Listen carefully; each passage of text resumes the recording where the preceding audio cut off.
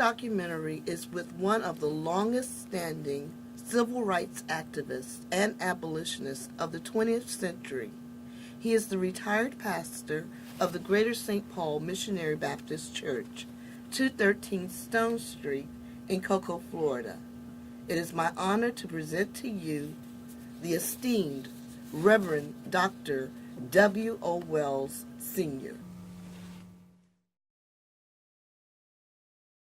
Dr. Wells, what prompted your decision to attempt such a huge task as you did in the city of Cocoa? Well, before I answer that question, let me, first of all, I just want to thank Ray Cassis for having us to be able to come on the air in this manner.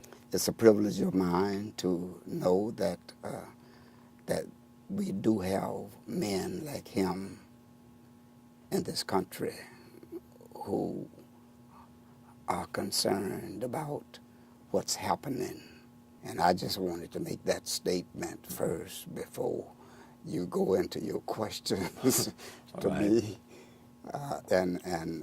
Because that's from the bottom of my heart. I'm very thankful to him for giving me this opportunity to say something in this manner.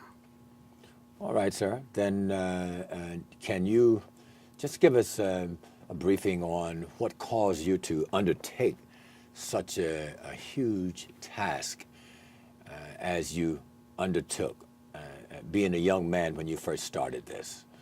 I would say that the injustices, the inequality, and the segregation in public education, in the school system, housing, and every aspect of life for those who were considered Negroes at the time, racism and discrimination within the city of Cocoa, Brevard County, and the state of Florida. They were common.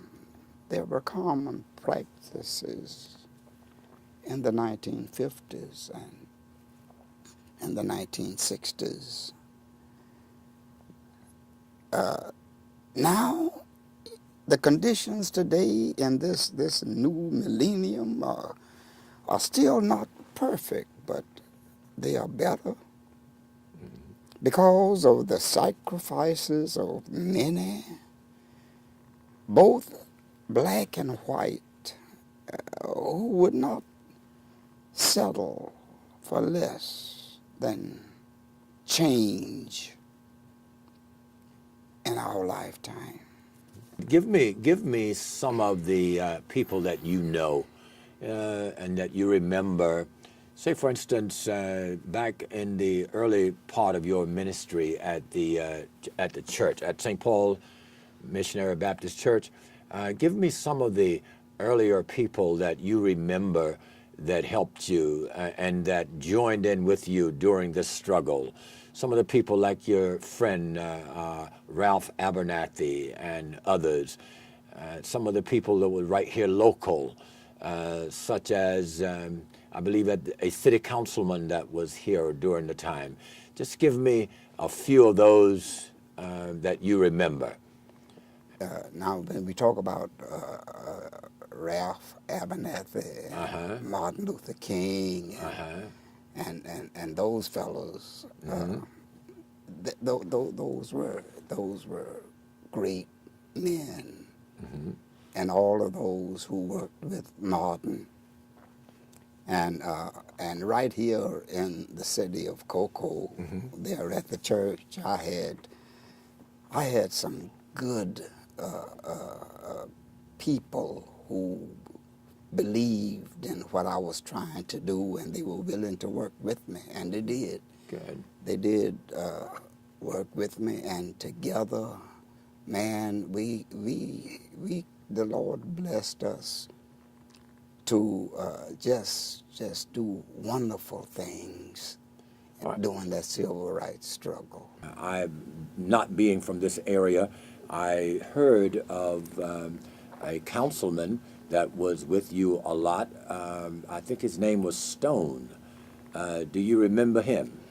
Oh yeah, Rudy Stone. Yeah, Yes. Rudy Stone. Yeah. Rudy was a very close friend of mine, and Rudy's mother, mommy. She was an exceptional, great member of the church that I was pastoring at that time, Greater St. Paul Baptist Church, and that whole family, the Stone family. In fact, they have much to do, or they had much to do with my becoming what I am today. All right. And to them, I can just say thanks. Would you say, Dr. Wells, would you say that all of the struggle and all of the different things that you had to do, would you say that it was worth it, seeing how things are today? Well, when I take a look at things today, yes, I would have to say yes, they were worth it. In fact, they were things that had to be done. All right. I understand also that Dr. King was active in during your time, and that he came to this city once. Where did he? What kind of accommodations did you make for him during some of the demonstrations that went on here in Brevard County? No, I will always think of one in particular, and that was the time when Dr. King wanted to visit the Space Coast, and he wanted to see that those who were getting ready to take that trip to the moon Right. and whatnot. And when he got in here that afternoon, no one knew that he had gotten in here. You know, they brought him in and brought him straight to my house there at the parsonages. But in coming to the parsonage that night, this was very interesting to me. I decided to just give him our guest room, which was upstairs in the parsonage, and didn't tell anybody.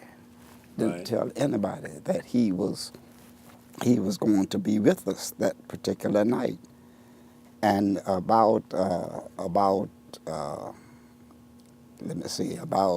I would say about 12 o'clock that day. No, maybe it was the same night. It was the same night. About 12 o'clock that night, I received a telephone call from one of those people who hated blacks and whatnot. And I had been to Germany on a vacational type of trip, and over in Germany I learned a lot, man. And I had a German Luger. I received a German Luger pistol. That's a pistol, huh? Pistol. That's one of them German what Hitler used to have, and they gave me one of them things, man. But you didn't never have to use that, did you? You never had to On use this particular night, I want to tell you, on this particular night, when that man called me, and he told me, he said, "You one of them." I hate to say it on television, but he said, "You one of them black niggas that's causing all this problem around here and whatnot." And, You didn't shoot him, did you? And, You and, didn't- and you he didn't said, shoot him, did you, Doc? well, he called me over the phone. I couldn't shoot him. I didn't know who he was. Well, Doc, let me But, ask you. but let me tell you this, Boone. I got that pistol, man. I got that pistol out, and I put it right there by the phone. Put it by the and phone. I cocked it. Yeah. And that thing shoot about 12 times, 12, 14 times. Crazy And I Lord. told him, I said, I'll tell you what you do. You listen to this. And I just pulled the trigger, boom, boom, boom, boom, boom, boom, boom. And then I picked up the telephone. I told him, I said, you come on over here. If you want to find out where he is, you come on over here, and I'll meet you at the door.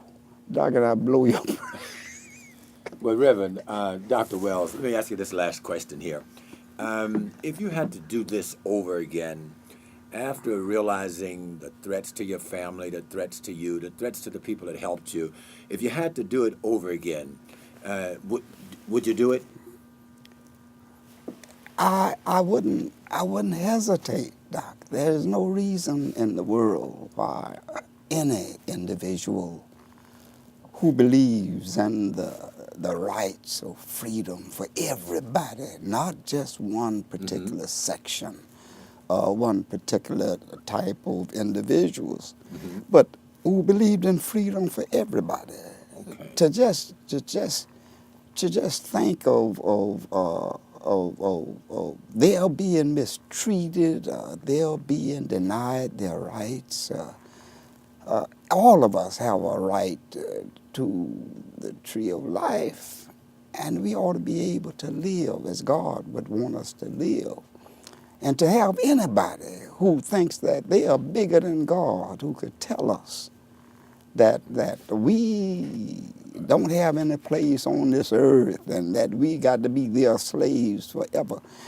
Doc, I think I would do 10 times more. Right. You Dr. remember? Wells, give me your hand here. All It has right. been a great pleasure talking to you today. Okay. And thank you so much. And we'll be back again to further this. Thank you Okay. so much for your time. All right. And All right. thanks to the daughter that came to look out for you while you were here. Thank you. This has been Coco with the Reverend Dr. W. O. Wells.